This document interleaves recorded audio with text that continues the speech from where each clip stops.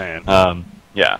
Yeah, we'll see what they bring to the table, but the game has started, so let's go ahead and take a look at how the picking phase is already taking place. Of course, the blind band's happening first. Engineer Ophelia. Yeah. The blind band's here for the 90s, so you can tell maybe a little bit hurt by that first game. Don't want to see Engineer again. Well, they're not gonna this time around. Tundra Silhouette, the locks, or the blind bands, excuse me, by Pikachu. Man, Engineer though, worth it?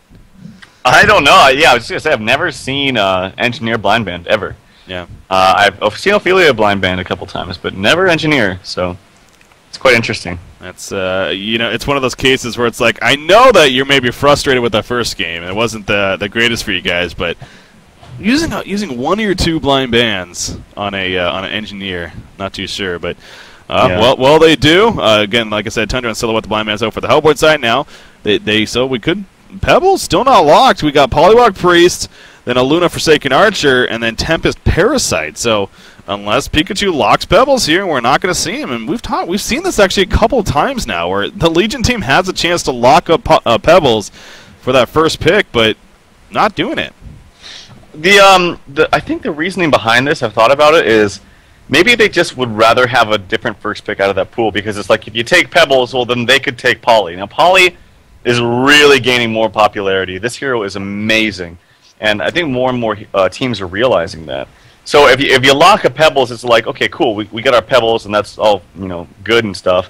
But then they can get Polly a Luna or something like that, something equally probably stronger because it just has more, I don't know, versatility, more pushing power. Yeah. Pebbles is kind of like you're locked into a strat when you pick Pebbles. So that's the only fallback of picking that hero.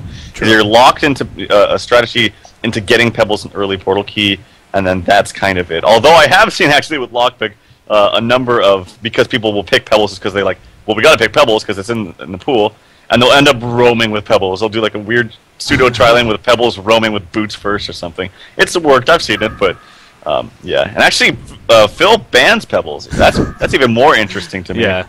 Doesn't even want to see it in the game. So right off the bat, the very first ban by the Legion team is in fact Pebbles. So I don't know. Glacius, the final lock there. So once again, very strong lock pool here. Nothing too strange at all about it. So we're going to have some great picks, at least from the locking phase, for both of these sides, really. But Pebbles, followed up by Magmas, and then Moraxis here. So, of course, 3 more bands to go. But, yeah, that's a really strong lock pool if I've ever seen one, Trev. Yeah, actually, the more I think of it, I'm 100% sure 90s is going to pick that Poliwag first out of that pool. And I think they didn't want to put Pebbles into that pool because they didn't want...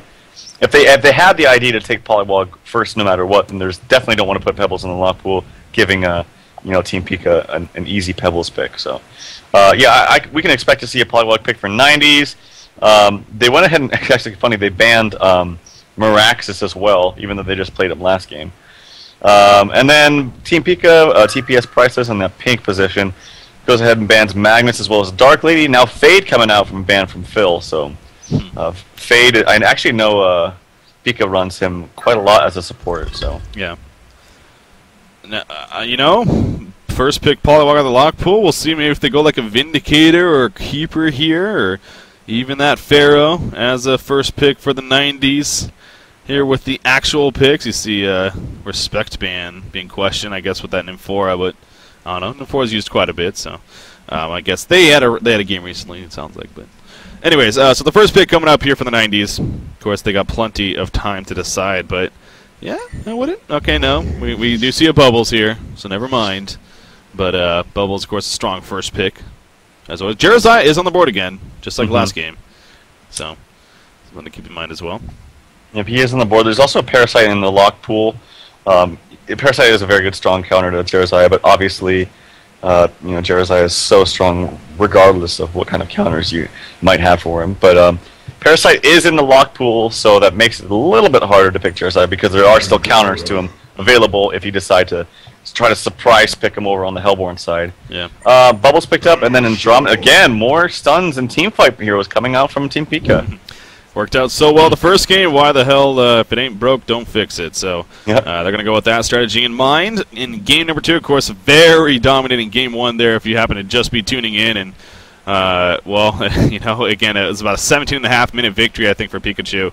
And obviously coming with a better record and everything, and we knew this team was good, but there's such a dominating victory there in the first game. So 90s Really curious to see how they respond here in the second game. So their next follow-up picks now are going to be coming out. And this will, of course, answer a lot of questions in terms of how they're going to try to approach it now, knowing that very likely they could once again deal with a lot of CC over here coming out from Team Pikachu. You got, is that guy's name Totally Trash? Yeah, Totally Trash there. Kind of going through a lot of right clicks. But right on the Balvagor DS, so apparently he's making it known what he wants to see picked here.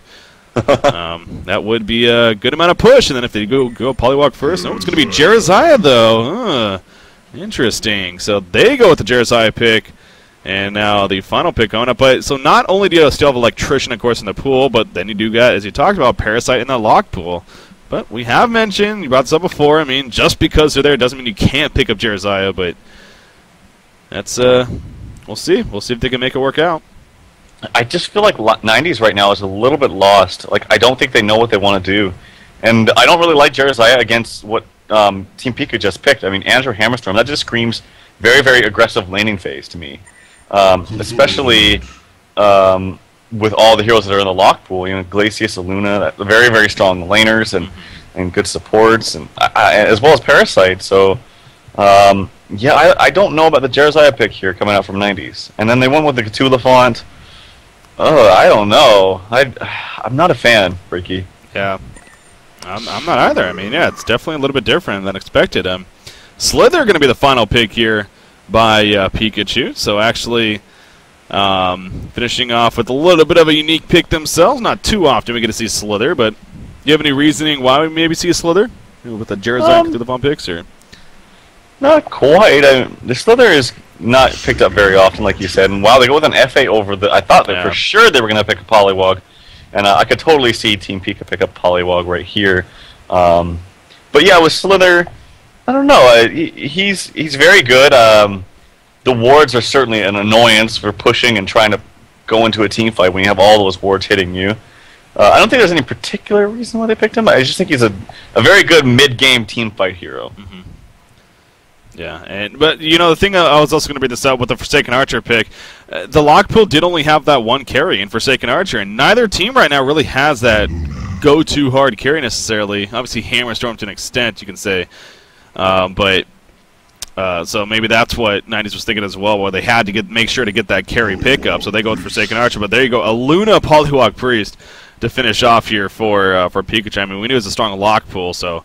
Yeah, not too surprising that they got two very, very powerful heroes there, but still, that's a strong lineup over here on Pikachu. A lot of CC yet again. Glacius going to be it to finish off here for the 90s, but the 90s, man, they're down 1-0, and I'm not going to lie, I feel a little bit more confident with Pikachu's lineup over there as well. So, yeah, the Glacius pickup here was very good by 90s.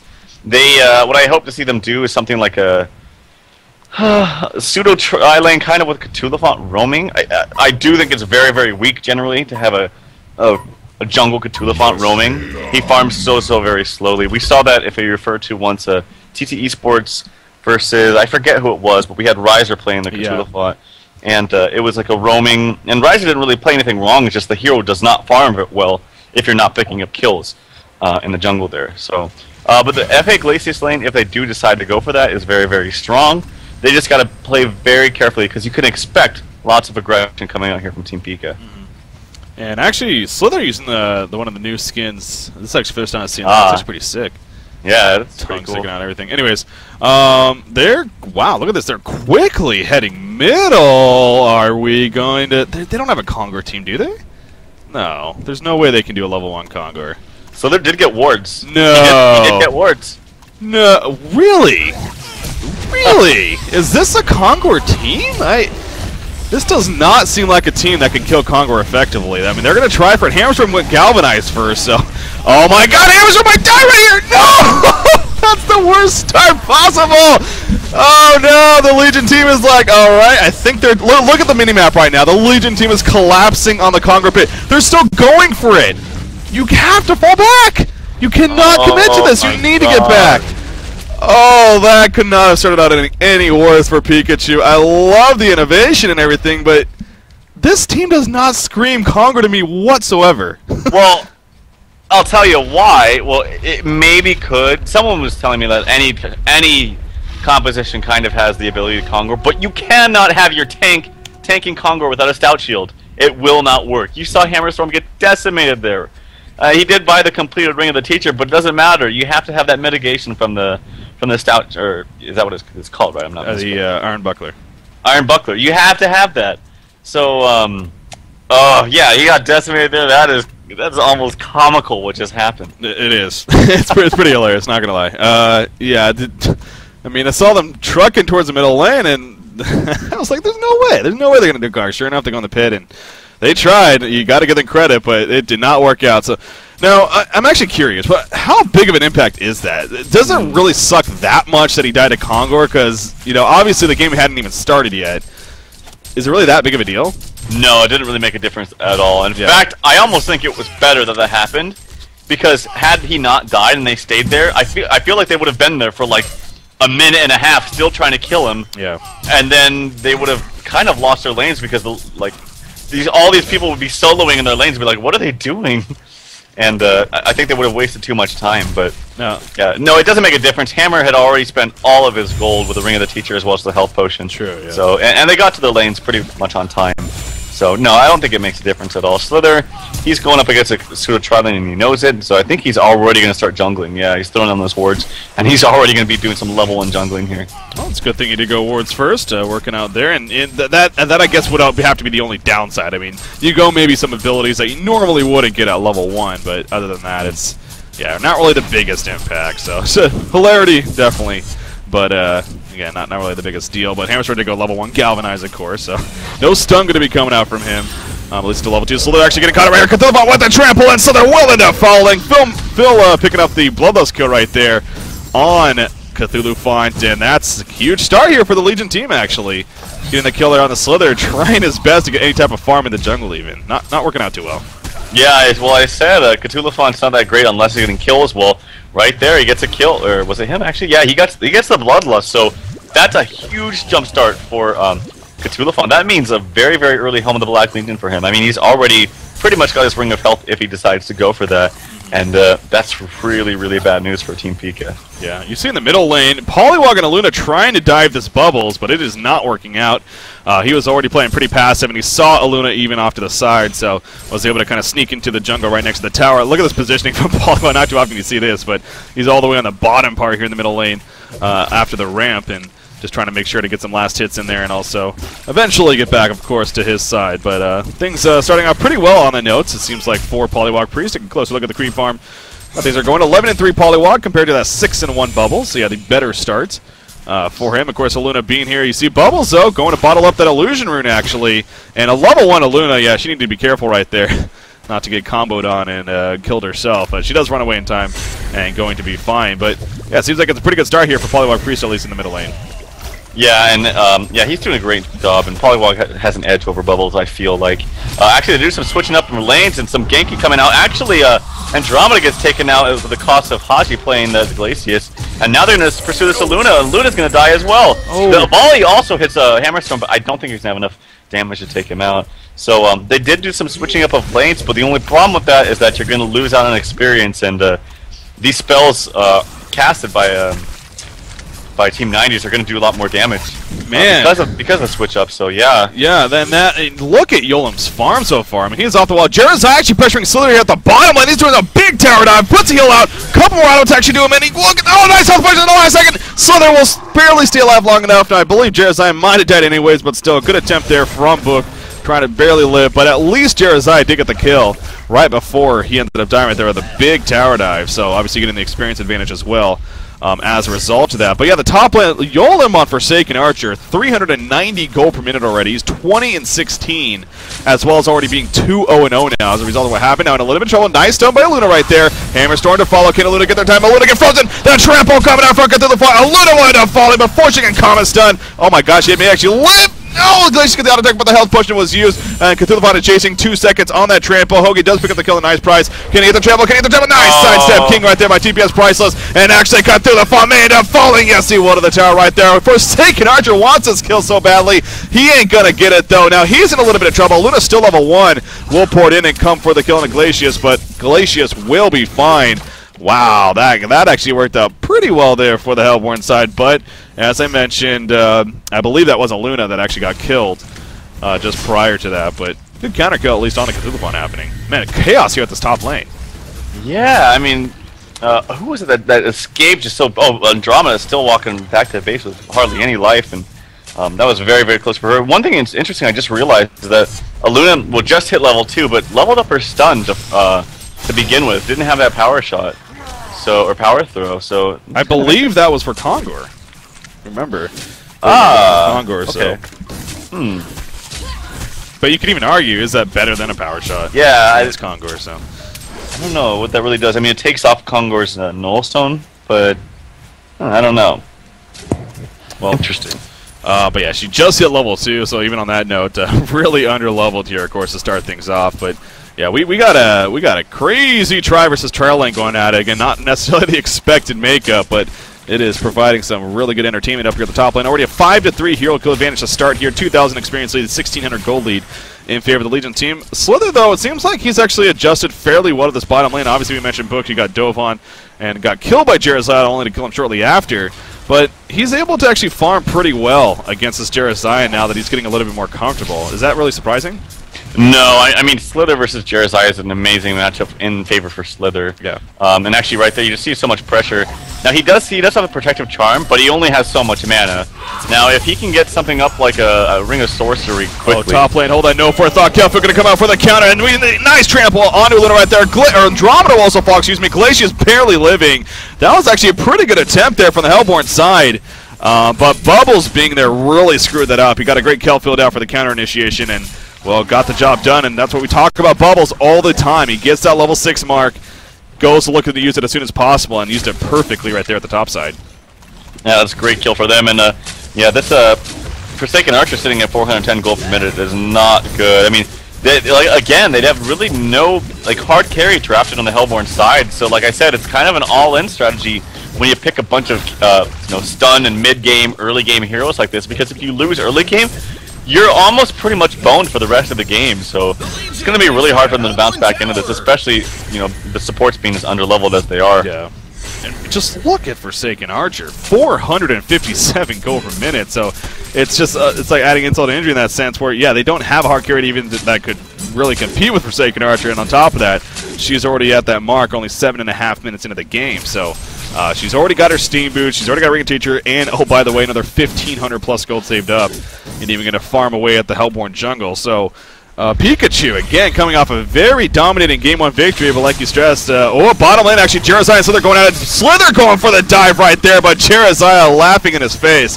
Yeah, that won't work on me, bitch. Algae with the heal at the last second, turns around on the Slither, and gets the kill. So, man, the 90s... looking good, much better here in game number 2, especially going into, we talked about with the lineups and everything. Looking a little bit better, stronger even on Pikachu's side, but as you just got finished saying there right before, a lot of it does come down to a little bit of risk factor that you need to get off to that great start, and, well, it's not happening here early on, so it's going to be very difficult now for them to recover from this.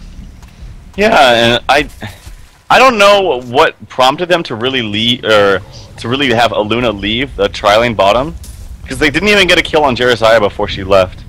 And, I don't understand, because Jerazaya was playing quite far up, actually, against the Hammerstrom Andromeda. So I don't know how he was able to sit in the lane, and actually some more pressure coming up, but no, the Protective Charm. You see right there, you just Slither spraying, and the Protective Charm applied, and just runs away perfectly fine. But still, he is low mana, and that's why Slither's able to kind of bounce back in this lane. But, yeah, it's going to be so super hard for Pikachu to come back into this game. Yeah, I mean, Poliwag Priest against Storyfooter, just like last game on Torch, I believe it was, had a great middle presence, and he's doing pretty good here in the middle lane once again. He's level 8, 290 gold per minute now even. Of course, has those wards, but he hasn't used them yet, and usually, we see that 6-7 Poliwag use those wards as soon as possible, whether it's for a ward trap or even some pressure on the tower, but hasn't used them just yet. He may find an opportunity right here. Nope, Glacia's going to sneak away, and we'll be fine, but he is heading towards that top lane. Now they're running right past a ward aside right here. So Legion team very aware, and Forsaken Archer, you would hope that she saw that. She is going to go into the jungle right now, and it looks like she is going to port out successfully. So, yeah, very good presence right there. Map awareness even coming out from the Legion team, and preventing what could have been a deadly gank there from the Hellborn side. So Slither, though, back at the bottom lane, again, he's pressuring Jeremiah quite a bit and getting some decent farm, but that does slow him down, and now he's 0-2, or 1-3 actually. Of course, he did get the kill on Jeremiah after he died, but he is managing to farm just over 200 gold per minute. So again, Book doing what he can to make something happen, but it's a very, very scary start for them. I mean, Hammerstorm, he really isn't doing... he's actually doing fairly well. I mean, he's 240 gold per minute. Not too bad. Middle lane, we actually have some action picking up. Polywog Priest going to launch a nice stun from Aluna, but the uphill attack will be successful by Forsaken Archer and takes out Polywog Priest right there. Great attempt, cutting out for a nice price on Aluna, but just not enough to save his teammate. And another big kill happening from the Legion team, but they're just talking about the Voodoo Wars not being used. Well, they're used. Unfortunately, they don't get a kill, though. Yeah, and then the uphill attack, I caught the very end of it, and I was just like, oh my god, it's going to get hit, and it did hit. So, yeah, I mean, this is going to be a great game for y'all. Playing that Forsaken Archer now, still 424 gold per minute about.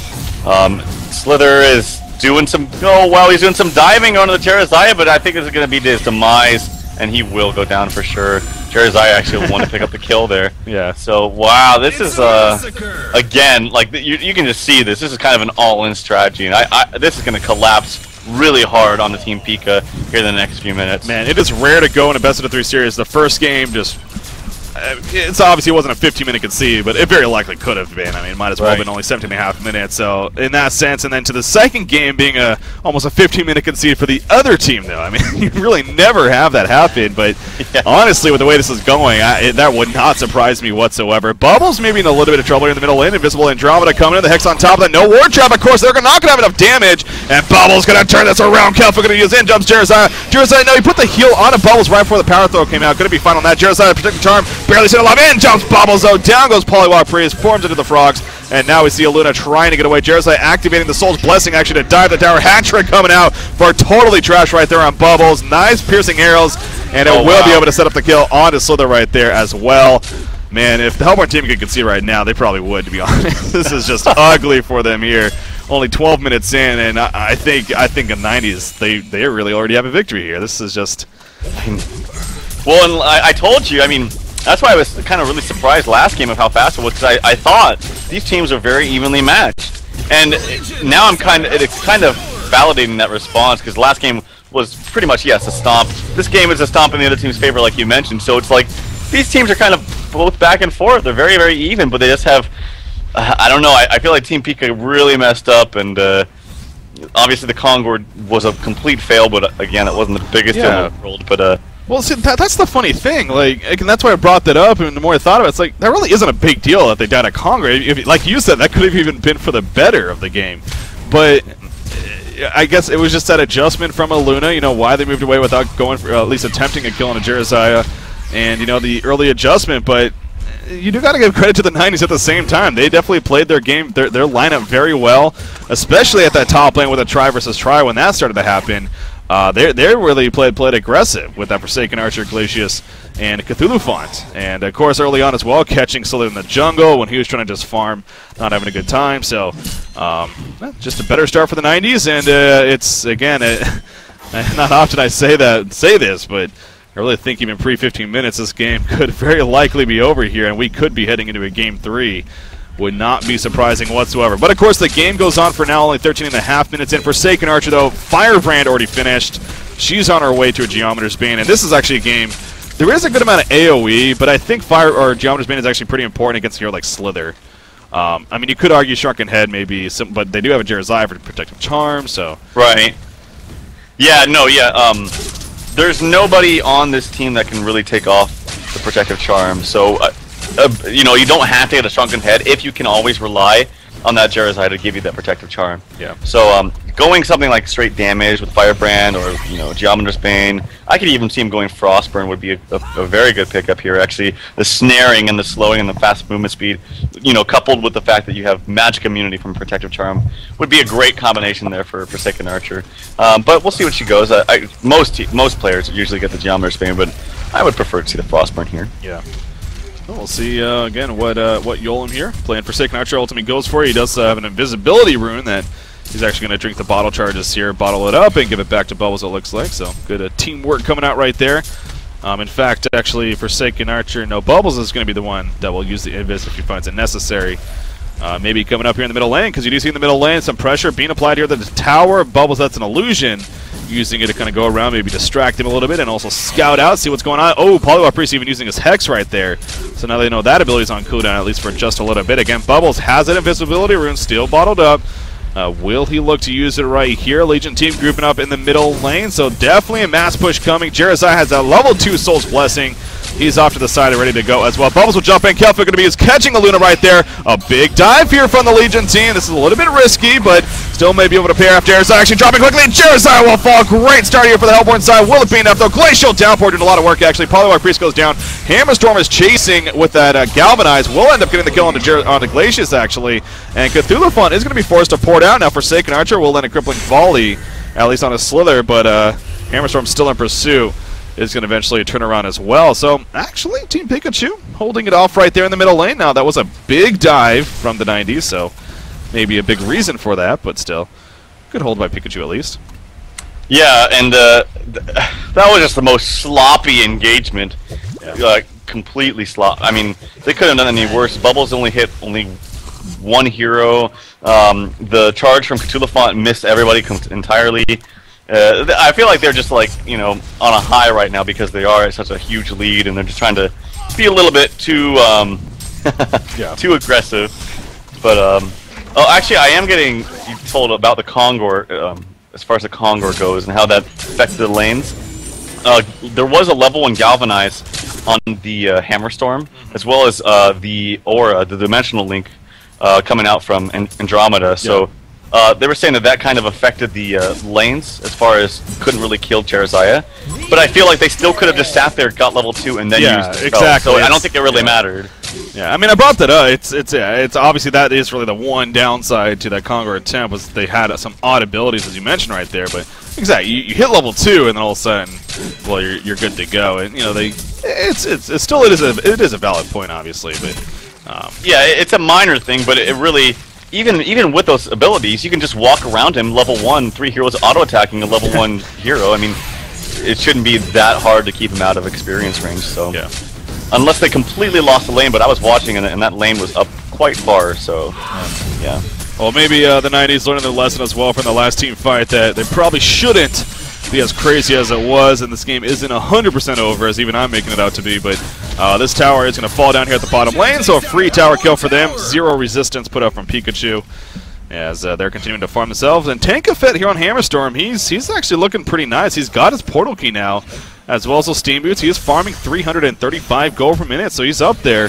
At least competing with everyone else other than that Forsaken Archer, who again, of course, continues to lead the way. And she did end up going Geometer's Beam, by the way, as well.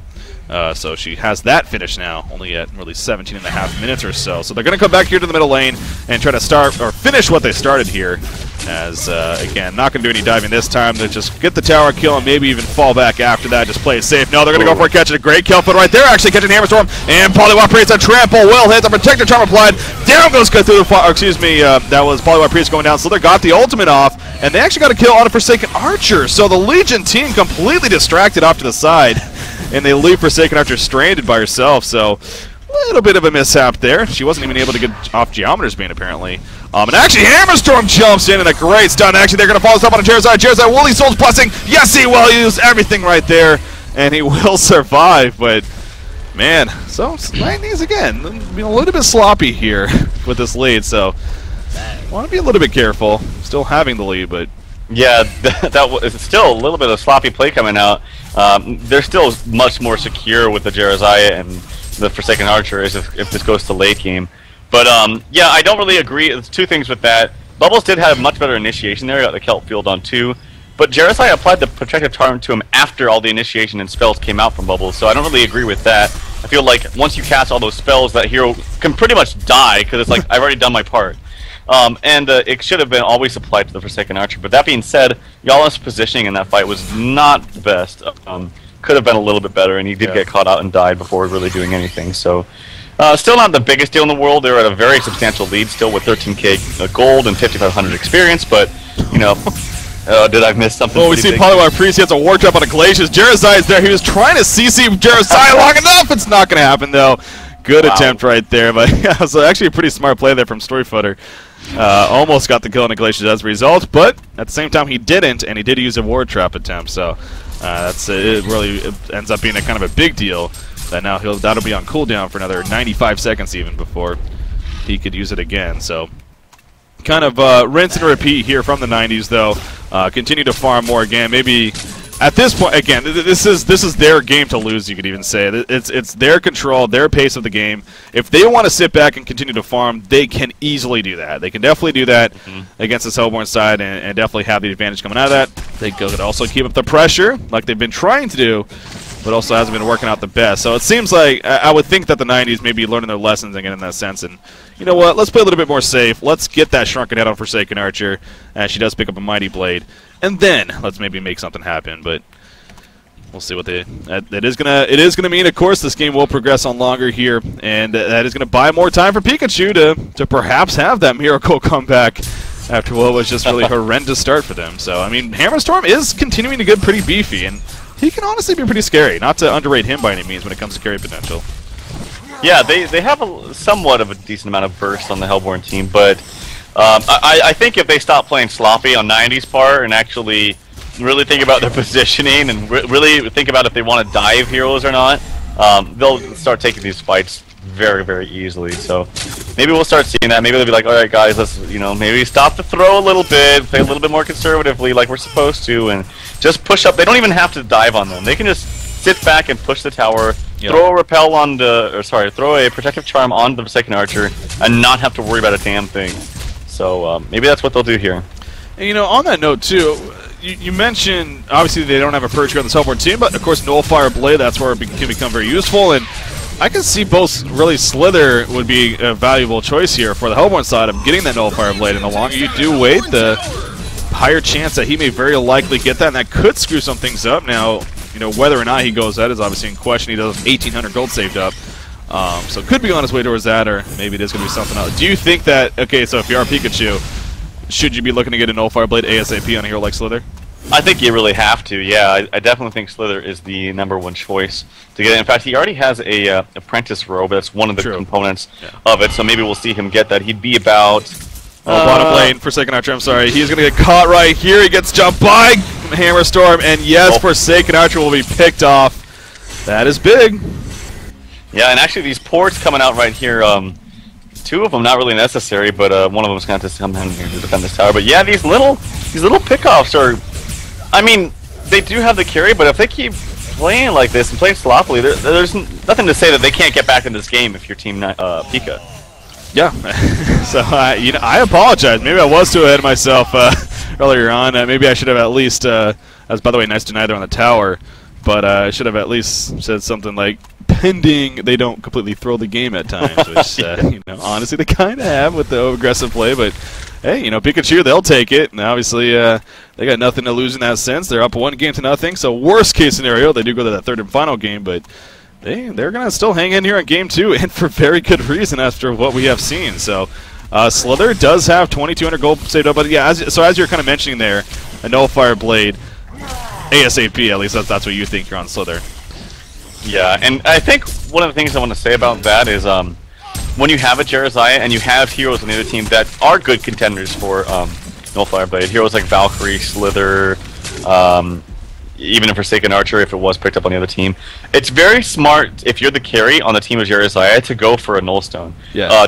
Because then there's simply nothing that you can do. The only thing you can do is hope that you have another hero that can actually override that ability, and they do actually on this Hellborn team with this Andromeda swap. So that's why I think it's a good job to not go for the Nullstone, because if they do go for the Nullfire Blade, which a smart team will, it's going to be kind of wasted if they coordinate it properly.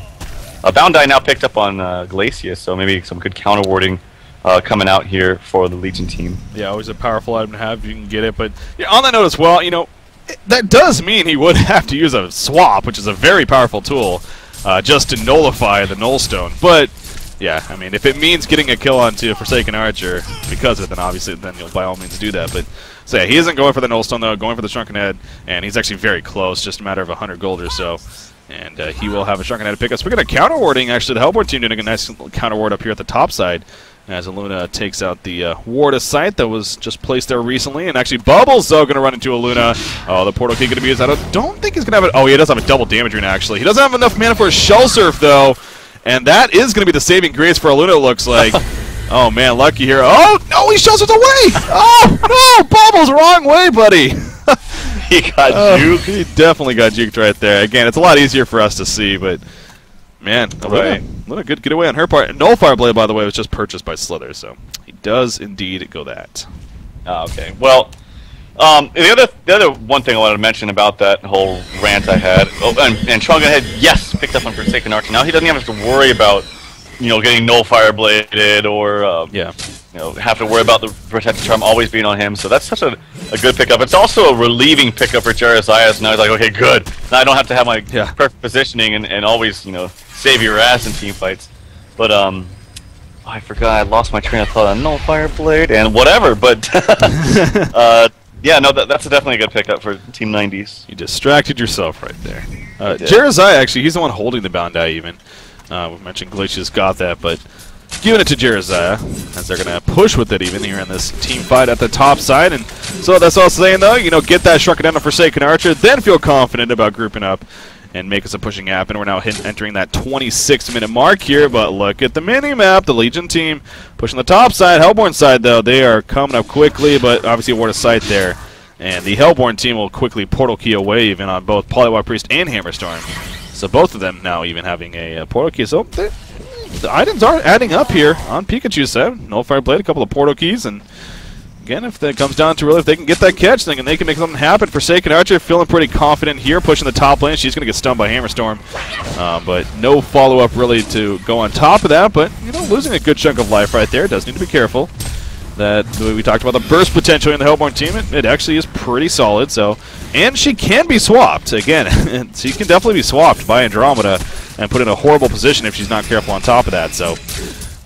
What do you think by... Okay, so in this situation, should Jarius be spamming Protector Charm on her right now? Or, I guess she does have the...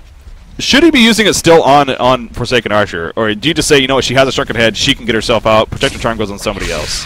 Actually, Cthulhuphon coming in, blinking in, totally airballing, let you take over, Breaking. Yeah, jumping in right there, missing, but it might not matter in the end. There's a nice hit at the last second. There's a Soul's Blessing, and all of a sudden Hammerstorm's like, oh crap, I'm 100% useless. Polywog Priest in the background, trying to stay alive. He will stay alive for long enough. Hammerstorm, though, being chased down, but do not overcommit here if you are the 90s. It looks like they are going to fall back. They did lose Bubble, so in a little bit of trouble, and Hammerstorm coming back pretty good now with that Soul's Blessing wearing off, so he's useful once again. Hammerstorm's done on to Glacius, but Hammerstorm's dropping quickly. Another trample stun perhaps. Oh, the Portal Key gets stunned right away, but Hammerstorm may end up falling. No, Cthulhuphon cannot finish him off, so barely seen alive on both sides, actually, as Cthulhuphon tramples away, but Glacius going to be picked off. Jarius, nothing more he could have done right there. Parrot, though, it just misses Cthulhuphon, but Cthulhuphon is in a lot of trouble. Will he get hexed right here by Polywog Priest? No, the Portal Key at the last second, and Phil will end up staying alive, so, but Pikachu, man, I mean, again, a very nice hold right there.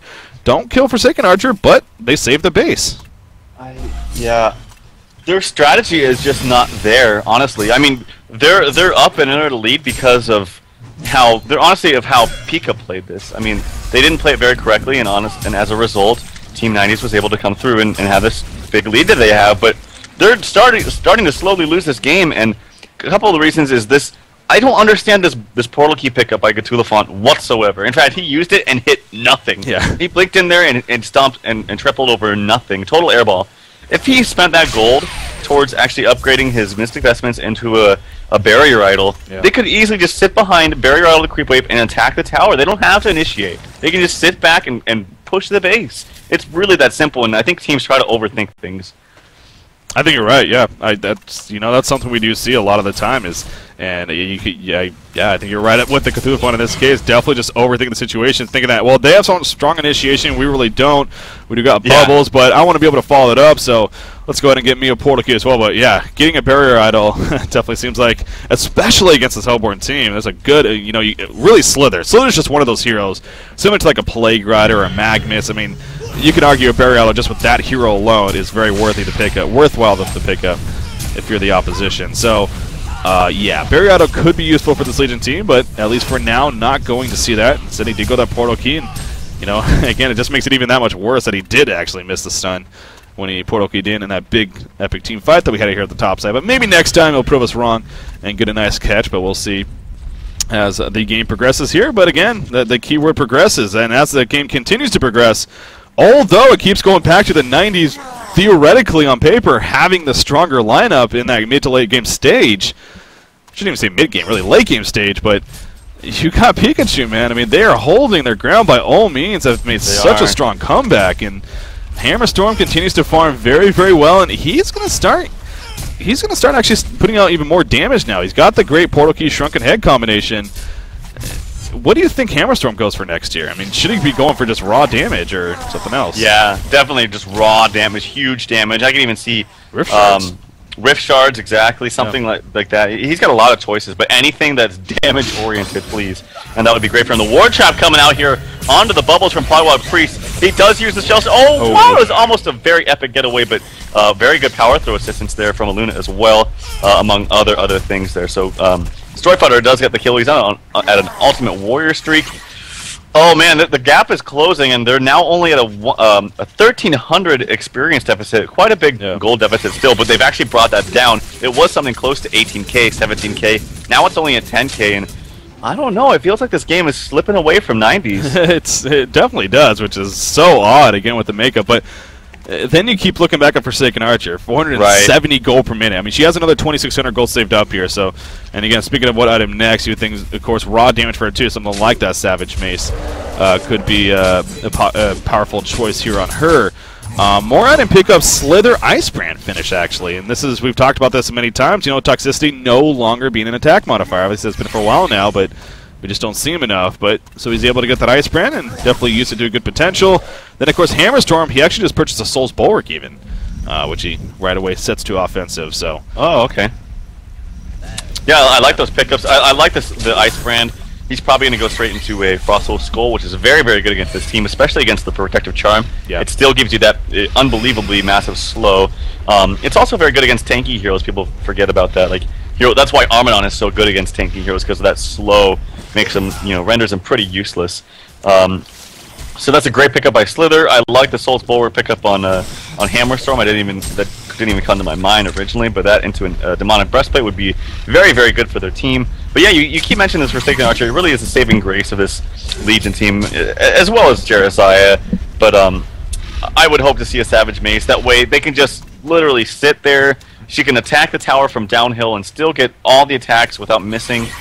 They could just be playing this so much more sport. Actually, the experience lead is almost even now. Wow, that's so crazy that that's actually happened. Well, speaking of experience, I was just noticing this too. Look at Slither. Slither's level 16. That's just under Forsaken Archer. And remember the start that Book had. I mean, he was in the jungle from level 1 because of the situation at top. He got ganked for the Bloodless kill, and he had to adjust to the bottom lane, where he fared somewhat well, of course, against Jeremiah, a matchup that he could definitely win, but he started from behind. So Book, again, deserving a lot of credit here for a great comeback himself. Now, Kongor being attempted, of course, it was spotted by Aluna. But, oh, this is going to be really close, actually. Is the Hellborn team going to jump right here? In fact, the Legion team jumps there. What a kill from Bubbles right there coming out. They get the Kongor kill, picked up by Forsaken Archer. And this is going to be an epic fight. Bubbles wanted to fall into that Obliterate, doing so much damage. Soul Splash comes out, and once again, Hammerstorm's like, well, what the hell do I do? He's just going to try to stand his ground. Now, Cthulhu Font did get picked off, of course, with that magic damage, but Jeremiah doing work. Glacius picked off. It's Jeremiah Forsaken versus these three heroes. Jeremiah, though, getting started like, where's Forsaken Archer? There she comes. Nice portal key from Hammerstorm, and Jeremiah won't fall. Excellent play coming out from Pikachu now, and they may even be able to finish off Forsaken Archer here. He has a token of life, but this will be huge here for Team Pikachu. Portal key going to be cut up shortly in 1 second. Are they going to jump? No, they're not. They saw the Cthulhu Font buyback. Andromeda with a sidestep, though, will survive for now, but you got to think she's actually maybe going to fall here. And, yeah, just going to lead them away, though. So this is actually a pretty good play by Andromeda. At the very least, lead them away from the team, lead them away from the base, and make them last as long as possible. So she does go down. But man, I mean, Pikachu, they are playing out of their mind here in this comeback. They are, and it's funny that the Golden Experience lead still kind of closed in after 90s was able to get that Kongor kill as well as the token on the Forsaken Archer, I think. Yes, he does have a token. Yeah. So, wow, I mean, even with that Protective Charm, the Soul's Blessing from Jeremiah does so much work against Hammerstorm. You mentioned he gets in there, he's like, well, crap, I'm useless. What do I do for, 5 seconds or something like that? Yeah. 7 seconds. Jesus. Yeah. So yeah, it's really hard for Hammerstorm. He basically has to just walk away. He can't really do anything. But still, they're kind of they're winning these team fights, and it's just crazy. I feel like it's going to get even worse too as Andromeda levels up that Aurora, because that's going to help Hammerstorm do so much damage. Slither is doing a massive amounts of damage as well, and actually he doesn't go for the Frostwolf skull. He goes for a Frostburn right away. So maybe he'll split that up later. Not quite sure, but it's a still pretty good pickup. Ooh, Bubble's going to portal away before Hammerstorm actually catches him, so that was close, but yeah, going to be fine. But again, to calm things down a little bit, Forsaken Archer does have a token of life, and she has 5,000 plus gold. She just sold something. Maybe she's going to buy something here with 5,300, and no, if she's going Savage Maze, how much does that cost? I don't even know. 5,400, so actually may just wait that out. And, oh, never mind. Going to start pushing out already and go for some more farm. But speaking of farm, triple stacked Ancients actually for the Legion team. They're attempting to do it right here. Are they going to let Forsaken Archer clean it up, or maybe just get it on Jeremiah? Looks like they're just going to spread it out a little bit here. In fact, Bubble's going to... But there's that Savage Mace purchase, as expected, coming out from Forsaken Archer right there. So, again, that raw damage definitely happening from her. But, and again, something we actually forgot to mention, it is somewhat harder to see sometimes, especially when it's such a cluster of a fight. But so they're with a Nullifier Blade. You got to think that was... Maybe that's why maybe Hammerstorm was able to do damage even after the Soul's Blessing. I forget. I think they were focusing Jeremiah, or maybe it was Bubbles, but bursted them down because of the Nullifier Blade. But anyways, obviously that's, I'm sure, playing a role though in this fights. And I just still can't believe that here we are now, 36 minutes in, and we're getting to a... It just doesn't make sense. I mean, on paper, with the start that they had, the lineup they have, it just feels like the 90s should have just already won this game. And even though it is being tracked on, they should still be in the lead, which they are, but... You feel hope for Pikachu because of how much they have held it off in the way that they are playing, which is just crazy. Slither, she has a Frostburn now, and Poliwag Priest just straight up finished a Shrunken Head. So, again, bigger and better items being picked up here on the Hellborn team. Speaking of that, Legion side, I believe Hellflower. Yeah, Hellflower just finished on Bubble, so that'll definitely be a big pickup, but still. Yeah, they got big pickups now on Legion, and one thing you notice when you have an gold lead like that, but you have like no gold hoarded onto your heroes, that means all of that gold is actually actively being spent in big fight here in the middle lane. We see Hamster jumping in, he takes out Glacius right off the bat. Where's Jeremiah? Can't he get anything off? Nothing now. There goes the Soul's Blessing finally now. Hamster getting turned around on the Savage Mace for Second Archer, but great heals coming up from Luna with the Afterlife. The stun though from Cthulhu with the trample, and down goes Hammerstorm. Can he buy back? Yes, he can. If he finds it necessary. He hasn't used a buyback yet, but the Legion team, they finally win a team fight right there. They see the Portal Key from Cthulhu font. Not going to be able to catch a Luna, though. But now that was the case. Pikachu once again went for the initiation, but Legion team, they held their ground. Forsaken Archer kind of went off to the side, and she did a lot of damage with a double damage. Yeah. Yeah. That was for that matter, that was actually even more risky. Probably the Hellborn team jumped in right there. Yeah, I didn't get a chance to see the beginning of it, but that double damage, I'm sure, played a huge role into that fight. And the ultimate is down from Jeremiah. Maybe if they can hold this off, they'll look to try to do something. Hammerstorm does have a buyback, so surprised. I don't know. Maybe they're just going to concede this and think they can't do anything with Poly dead. Well, it's going to be up in 5 seconds here, but yeah, the damage already done, so you better not buy back now if you're Hammerstorm. That would just be silly. So the range racks, it is actually range racks will survive because with that regen, going to be fine for now at least, and yeah, we'll end up surviving in the end. So, but the melee racks, that's of course what the Legion team came for, and they got it. And actually, they're going to stick around a little bit longer. This could be a little bit risky. Again, a level or 6 seconds, 2 seconds now, and Hammerstorm will be back up. It looks like. Yeah. Okay, I was going to say, I wonder if that was just me, but apparently it's everyone. So the server having a little bit of lag there. Usually when that happens, you just pause the game, and then a minute or two later, hopefully it clears up. So, oh man, though, this is just... It does seem like, though, the 90s finally may have broken through with that push right there. Well, and I think it's the... I don't know, it should have been... It should have happened a lot longer ago, but the Savage Mace pickup from... Forsaken Archer really seals the deal. I mean, and right now she still has 3,600 saved up right after that team fight. Yeah. And she's going to be pumping out so much damage. And you sit behind there with a Shrunken Head or Protective Charm, and then you put the Soul's Blessing on top of that. If a Hammerstorm actually tries to initiate, and then the Soul's Blessing is applied, like you said, he can't do anything. Forsaken Archer, I think you're right. They finally broke through. This is finally their game to lose. It should have been. And I think they'll have this game in the bag now. And I think we could very well go to a Game 3. Yeah, and well, we're going to probably see that upcoming here right now. Will Pikachu hold this off, delayed even further, or will this be it? Hammerstorm jumps in, trucking ahead, they're going for Jerizaiya. They know he doesn't have the Soul Blessing. Great purge immediately after the Protector Charm, but I don't think it's going to be enough. The turnaround starting to happen in the front lines with that Portakey as well as Bubbles. It's causing a lot of distraction in the background. Slither's going to end up dying right here, it looks like. And you see Bubbles actually getting caught out in a Hex, going to end up falling. Hammerstorm, though, gets caught by the trample, and it will fall. Forsaken Archer finally going down. But, of course, she has that token alive going to come right back up. But Glacia's actually going to end up falling here. And Forsaken Archer, no Jerizaiya to support, getting a little bit of trouble. Good trample stun on a Poliwag Priest, canceling that tongue tap. And now Cthulhu fought beyond enemy lines. He may end up falling. Piercing arrows and a good amount of damage. Hammerstorm, of course, bought back. He is ready to go once again. Down goes Cthulhu, and it's all of a sudden Forsaken Archer alone. And now Forsaken Archer in a lot of trouble. Are we going to see the Hammerstorm stun? Yes, he barely gets it off. Will the follow-up be enough? In comes Aluna. She doesn't have a stun, though. Not enough mana for it. And Forsaken Archer is still going to be on the run now. He doesn't have a Homecoming Stone. So that could be the difference maker. If Hammerstorm trying to do a sidestep, not going to happen, but he has a Portal Key in 1 second. There's a Portal Key. Where's the stun? There's the stun, and Forsaken Archer looks like he will. Oh my god, he's going to still be alive for now. Couple more auto attacks. There's one more Luna. Not going to happen, but another PK. Can Forsaken Archer. Oh, the power throw snipe. Nice price. We'll finish it off, and well, you could basically call it genocide. But again, you look at the base, so a lot of damage done. They did save the top racks, though. I actually feel like Forsaken Archer could have really played that even just a little bit better. The second after Hammerstorm stunned, I feel like she could have maybe turned around on the supports because she knows that the cooldown on the stun is there. It's 14 seconds, so it gives you 14 seconds of free reign. Both of the supports have very little mana. I don't even think Mantra had mana to stun. Yeah. So, but you know, did the more conservative thing, ran away. I think she's just fine though. She's sitting on 5k gold, and pretty sure they know that they have this game in the bag. But yet again, they're still kind of playing this poorly, to be honest. And they made this a lot more difficult than it really should have been. Yeah.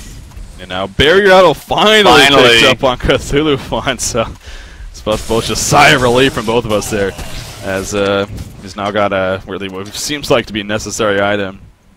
Now 40 minutes into this game. Speaking of Barrier Idol, actually Luna also has one.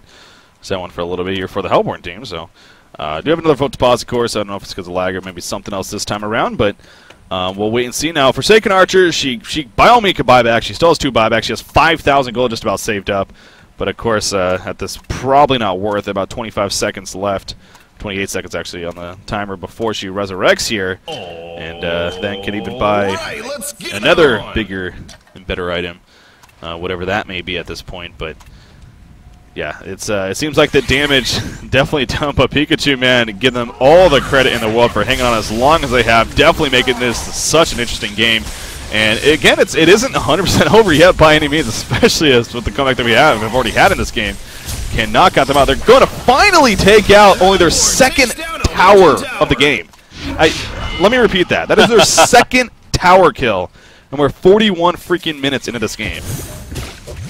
Ridiculous. And the fact that they've still somehow managed to stay in this game this long is, I really still don't get it. But you know, that's what happens, I guess. Yeah, I know, it's crazy. But they will get that extra tower gold for their supports and all the rest of the team, and that's a plus. But yeah, they're at a pretty big deficit right now, and Forsaken Archer's just getting huger and huger. She does pick up, I don't know if you mentioned that Ice Brand. No. So probably going to go for that that Frostful Skull. Very close to it, actually. Yep. And yeah, this is looking pretty good for 90s, as it has been pretty much all game. But it's so weird saying that because we keep saying that. I know. It's still not over, but. Yeah, she's going to have a Frostful Skull here, and not only will she be able to use that very effectively in terms of kiting potential, but of course with a split shot it's even that much better, you can argue. And on top of the fact that it'll also give her a good chunk of life, and put her up probably around 2,500 life or so.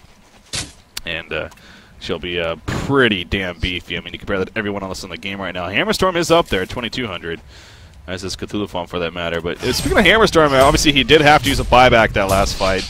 But once again, another 2,500 gold saved up here. And, you know, actually that's another interesting thing. He chose not to level up Galvanize. Instead it went stats. And I guess not by all means that's not rare.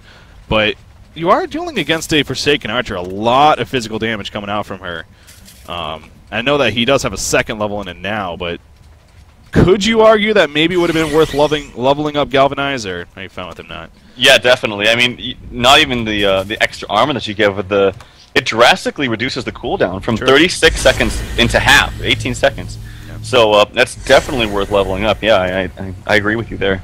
Well, he also has a level 1 splash now with a Mighty Swing even, so an interesting build there actually, but we'll need to hopefully use that to protect this, because the top lane we see once again Forsaken Archer pushing up, the melee racks dropping quickly, and this is what you talked about and it's been stressing so long that she could just sit up here in the front line. There we go with the jump on the swap from Andromeda, kind of screw them up almost. Hammerstorm jumped in, and now Hammerstorm in the background, he is going to get the kill on Glacius. There's a Soul's Blessing, though. Look at Forsaken Archer just tearing up the Hellborn team with like the clothies that they are. Hammerstorm barely staying alive in the background is going to end up falling right here. He does have a buyback again, so going to use it right away. The melee racks go down. There goes the Hex on Forsaken Archer. The War Jab, and Forsaken Archer is very likely going to fall here, actually. So the Hellborn team will finish it off strong with a good hero kill and maybe make that 2. It's good. Through the funnel is going to get picked off. He tries to port out. Obviously, that's not going to happen, though. Jeremiah was able to port out successfully, but look at the middle of their base. It's Venus right. The meatball may fall right here. Oh, no. That's always dangerous. Not the meatball! Looks like Andromeda's going to save it, so thank God for that. The game is not over yet, so. But yeah, again, they got what they came for in the sense they got the melee rack, so that's the good thing here for the Legion team. Again, though, Forsaken Archer does die. She does still have those 2 buybacks, though. Yeah, I kind of questioned. I mean, they did. The damage was done. They got the melee racks and they got what they came for. But Jeremiah there at the very end, I saw him repel himself, and that was not in harm's. When I looked, anyway, it was not in harm's way whatsoever. It had full HP, full mana, and I feel like that could have been used on the Forsaken Archer. But yeah, again, the damage was done. The melee racks are gone. And as you said, Forsaken Archer has 2 buyouts as well as 5k gold, and now a Kongor attempt, as it was attempted 45 minutes ago at level 1. They might actually get it this time. Hey, it's like, hey, let's try him again now, see if this time works. I would think it will. It is. I mean, well, this is Pikachu, man. They love keeping this game as interesting as possible all the way to the very end. Again, I can't give them enough props for that. How this game could have so easily been a 15-minute concede. And if I was on the team, you know, maybe it would have been because of what I was saying. But definitely all the credit in the world for holding their ground, and there's always a chance. Apparently, I mean, still they're 4,100 gold saved up. He's actually going to be getting his next big item, and you know, I can see him splitting up that Frostburn. Obviously, upgrading to a level 2 No Fire Blade wouldn't be a bad option. You got to keep that in mind as well. Hammerstorm, he picked up his Warp Cleft, so obviously he's out of buybacks now, so he was really. Yep. He needs to spend that gold no matter what. But a Demonic Breastplate in the works for him. Slither is getting beefy, and they do have a level 3 Aurora now. Soon to be level 4 as soon as Andromeda hits level 14. So. Yeah, Slither's hoarding up quite the hefty sum of gold there, 4,700. I don't really know what he's going to buy. I feel like he should upgrade that Nullfire Blade. I think it's one of the best upgrades in the game as far as, like, it's only 850 more to upgrade it, and you get infinite charges as well as it actually gives you a lot more damage because you're doing even more, you know, mana burning. So I feel like that's one of those items that should be just upgraded immediately. But you know, that's one of my things I like to do. But yeah, I'm interested to see what he goes. There's a lot of options. I think something smart like some kind of CC item is what they need. I mean they have a lot of it, but I think they need even more. Yes, yeah, that's funny, but. You're right. I mean, Jeremiah actually finishes with Nullstone. I know he said that Blessed Orb for a while. He has a Nullstone now. He also has an Arcana on top of that, in fact. So maybe he actually has had that for a little bit here. But we have seen him use that Protective Charm on himself quite often, as you even said at the tail end of the last fight. And now, obviously, that'll make it pretty much impossible to purge off unless they want to use a swap to take it off. There's the Frosted Skull purchased by Forsaken Archer, and he still has 2,700 gold saved over. So. He still has the buyback money, which he still has 2 of left, for that matter. Look at all this warding going on around Kongor, around their Ancients. There's 1, 2, 3, 4, 5, 6, 7, 8 wards in total, and a really good ward here from Hagi. It actually is not spotted by the Ward of Revelation here. Most of the time, you always see this ward placed up on this cliff here, but because he recognizes the fact that so many teams know that happens, he placed it over here on the right side, so it's actually not going to be countered.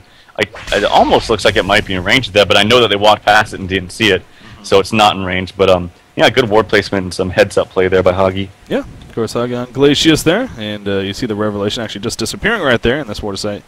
Going to be given that vision from now on. Of course, Kongor is dead, so he loses a little bit of his power, you could say, but still, gets plenty of vision around there, so if they happen to catch anybody moving around there, can they easily get the kill. But Hammerstorm, of course, with that Token of Life as well that he picked up from that last team fight.